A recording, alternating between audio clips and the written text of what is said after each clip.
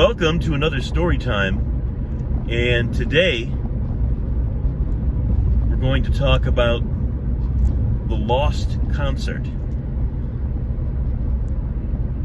Many years ago, after graduating high school and after working in jazz radio for a time, I worked in music retail while simultaneously pursuing a career as a musician. And I worked at a local music store called Music Mart. They had two locations, Music Mart North, which was actually the original, and then they had a Amherst location. The other one was Niagara Falls Boulevard in Tonawanda. And I was a, quote, management trainee, which basically meant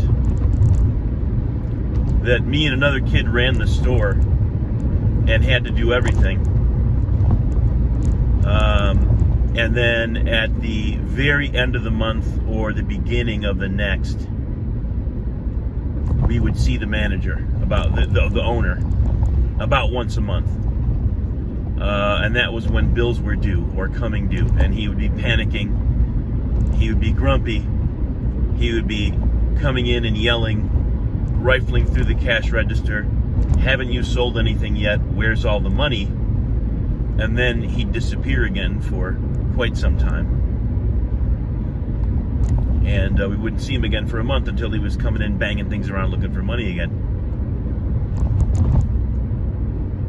So during the time, and I know that he was always trying to find new ways to leverage his store and his equipment and whatever he could to make some money. His parents had spent many years building up a business so their son would have something to do. And unfortunately, it didn't last that long under his tutelage, his reign. But in any event, he was, looking for ways to expand his reach. And we had some recording equipment. Whenever something came in, he would look to also rent it or set some of that new equipment aside for rental, which is actually kind of a smart policy. You can't turn around and sell it as new. I don't think that's a legit practice, but nonetheless, when some of this stuff would come in, he would, put a portion of it available for rental. And one of the cool new things at the time was a Vestax 4-track cassette recorder. For the time, it was pretty slick, and the specs were pretty good. It had, made pretty good recordings. And it had 4 discrete tracks and some really nice VU meters, so it was a nice looking machine. So we started to put word out that it was for rent, and also, we did do some sound. So we decided to record. If someone needed us to do a live recording, we would take that out as a mobile unit, grab some mics, a mixer, and go out and do that. And one day a gentleman came in and wanted to know if we could record something for him. Could we do the gig? He had a big time concert coming in. And this gentleman was of Indian extraction. And he was a doctor. And he was very plugged in to the expatriate Indian community, most especially those who were involved in the medical field. So many of these very well-off people would put a lot of their money towards preserving their cultural heritage and teaching their children about, their cultural traditions. So one of the things they would do would be to bring in concerts of Indian classical music. And at the time, I had no idea how amazing this was, but they were bringing in Zakir Hussain, who is one of the world's most well-known percussionists. And as far as tabla, Indian tabla and traditional Indian classical drumming, he's the man. He's performed with all kinds of major rock artists and experimental artists and cross-cultural projects, recording projects. But he's also a very serious and straight-ahead Indian classical musician. I didn't know at the time really who he was even. I was a rockhead. But this gentleman came in the store and asked if we could record the concert for him.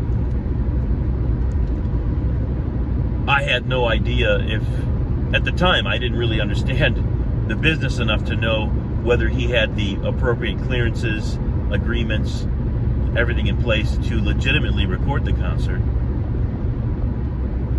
But I called my boss and said, should we take this gig? He said yes.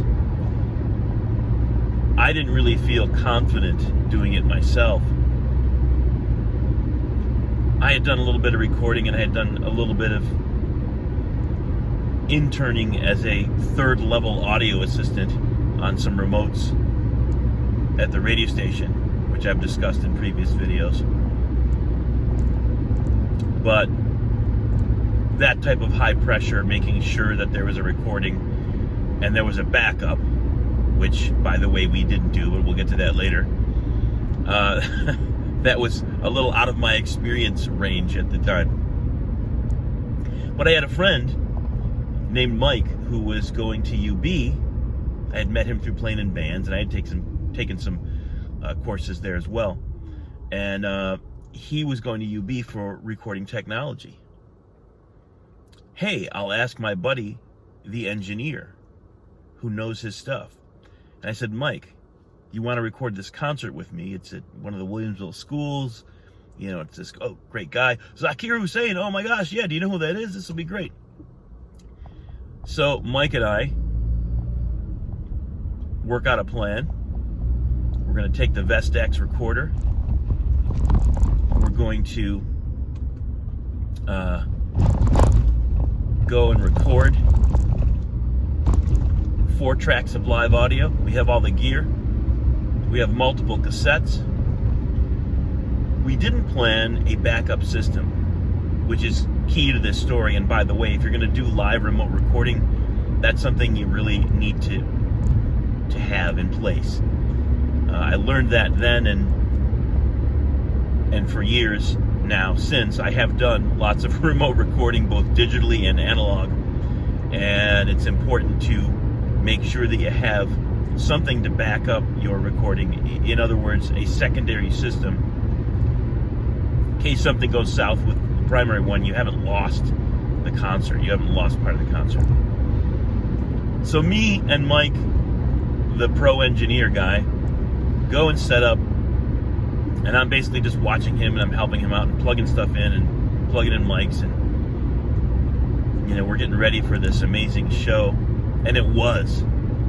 I got to watch Zakir Hussain from just off stage in one of the wings, just behind the curtain. So I don't know how many feet it was, but it was very close. And it was amazing to see this guy's fingers fly and dance on these tabla drums. I had never seen anything like it. It really kind of turned me on to this tabla drumming and Indian music that I had never really heard before. But we finished the gig, and we mixed down the tapes, gave them to the guy, got paid, and then, I don't know, a week later or something, he came in and said, hey, part of the concert's missing. And I'm like, no, I don't think so. What do you mean? It's all there. We recorded everything. No, there's definitely a big portion of the concert missing. Do you know what happened? I don't. Well, I talked to my friend Mike, the pro engineer, and what he had done, not thinking, not really being all that pro yet, and I certainly didn't know what I was doing. We did not have a backup system, right? And we recorded to 4-track. Not 2 separate stereo tracks, but we recorded 4 tracks of audio to then be mixed down, which we did. And we delivered 3 tapes. Well, what had happened was there should have been 4, because Mike, not thinking, flipped one of the tapes over. I think he was trying to conserve, and said, oh, I'll just record on the other side. But of course, with a 4-track,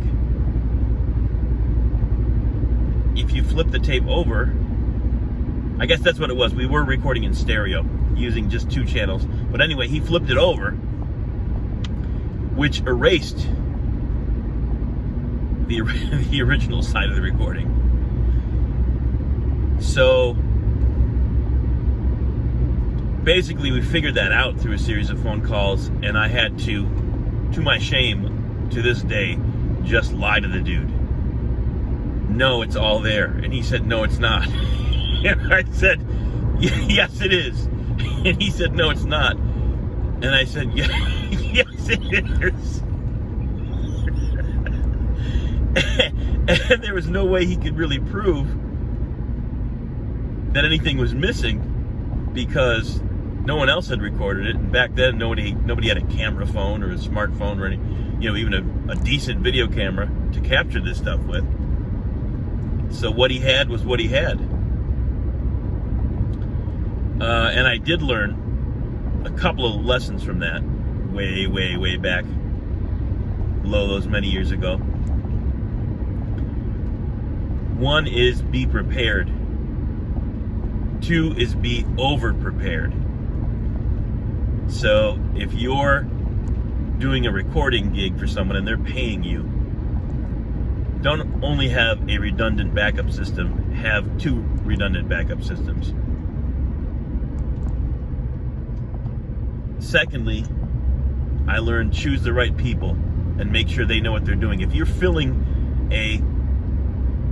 an area where you have a gap in your knowledge, it's hard to know what you don't know, but make sure that you get somebody else that knows more than you. Because if they don't, you're going to wind up having to cover up for the fact that you didn't record a huge portion of a very important concert to somebody.